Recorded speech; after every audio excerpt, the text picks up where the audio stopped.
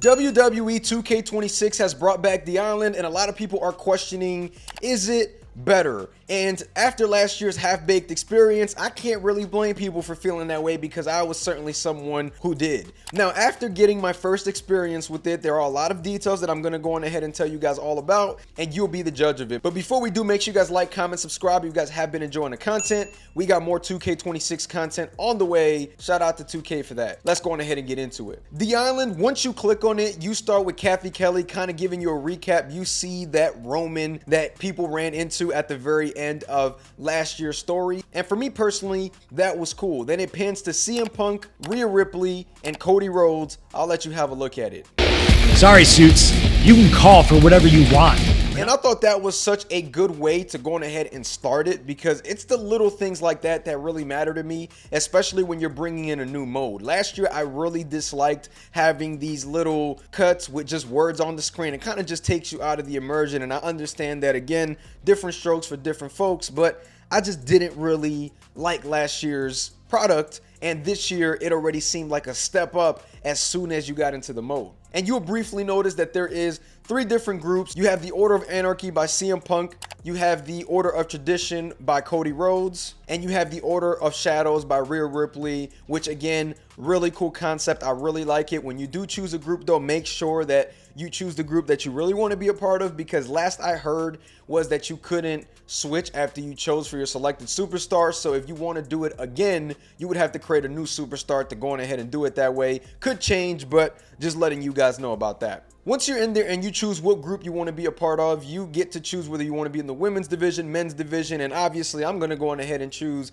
the Order of Tradition, my boy Cody Rhodes, and I'm going to go on ahead and create a light heavyweight because that's just the way that I feel I like to fight. But obviously you can do pretty much whatever you want in the island. Last year the styles were all different. I've seen some people rocking lightweights, heavyweights. It really didn't matter. I just like a balance of being able to do both, if I'm being completely honest. So that's the reason why I always try to go with a weight that seems in the middle. Now, one thing that you will notice with the customization is that it is very, very similar to last year, for the exception that you can actually upload your face photo, which I thought was hilarious when I seen some of the devs photos on here. But it's one of those things for me that I was really excited to see, because I do like the idea of having your face photo on there. If you guys play NBA 2K, you have a face scan on there that makes these things look really, really cool. So for me, I was just excited to see something of that sort that was similar and seeing it in the game, and hopefully there's an easier way to do it in the future. I would love to see a face scanning mechanic, maybe an app,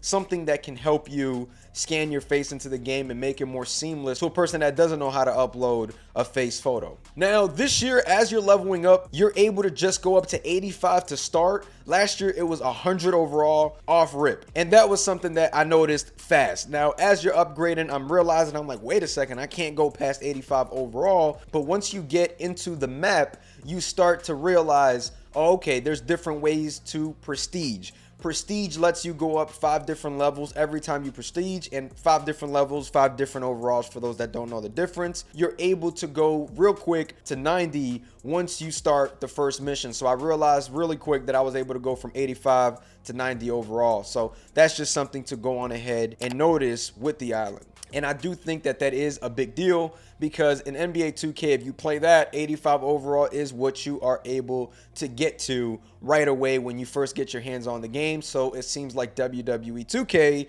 is following the same sort of just strategy in their game as well. While walking around and seeing the map, you obviously notice that some of the assets are very similar to last year. You see Roman Reigns' statue, and he has no head on there. So there are, again, similar assets to last year, but everything is kind of moved around, and the map did feel bigger at some point. I wish that there was some sort of map. Maybe I missed it, but I didn't see it on my first time playing the game. So there are some things that are obviously missing that I would want to see in the island, but the map is bigger, I feel like, but it's not as big to the point where you need a map, if you feel what I mean. You can still briefly learn where's everything, and you can just move around that way. I do plan on playing the island a lot this year, because a lot of the things that I saw were really good, and one of the things that stood out to me was that in the first match that I played, or first part of the story, I got an in-game cutscene with El Grande Americano, which I don't don't remember any in-game cutscenes aside from the Roman story at the very end. I don't remember any of that in 2K25 with the island, so I was so glad to see this with 26, because this is something that actually is going to make you want to play the island and play the single player mode. And when I saw that, my wheels started turning, if I'm being completely honest, because the island is something that I've been wanting to play for a while, but I really felt that there was just not much meat in there for me. And if you're giving me in-game cutscenes and you're giving me a story mode and you're allowing me to go and play with my friends, yes, for those that don't know or haven't heard yet, you are able to play with your friends with the My Tag feature. I think that we may be in business with the island this year. And again, different strokes for different folks. I completely understand that some of y'all are just not into upgrading your character, buying clothes and doing all that type of stuff, but I truly am, and I feel like this is a mode that can keep me on the game for a long time this year, especially having to grind the ringside pass. Now, My Tag for me, man, is something that I've been begging for. I've been waiting for it, and I am so glad that it is in the game this year, and you're able to tag up with a friend, a partner, and you're able to go online. I don't believe that there was 6-man tag yet, but there was 2-on-2, which again is a start. When you go to the matchmaking, it is just the same as last year. I noticed that I was able to go try to get in a Hell in a Cell match, and that was pretty much it when you're looking at that. So again, it seems like the matches are preset, which I'm not too crazy about with the matchmaking, but it does seem it's pretty much the same as last year. So if you're familiarized with it, you're not going to get in the game and be lost. It's all pretty much the same.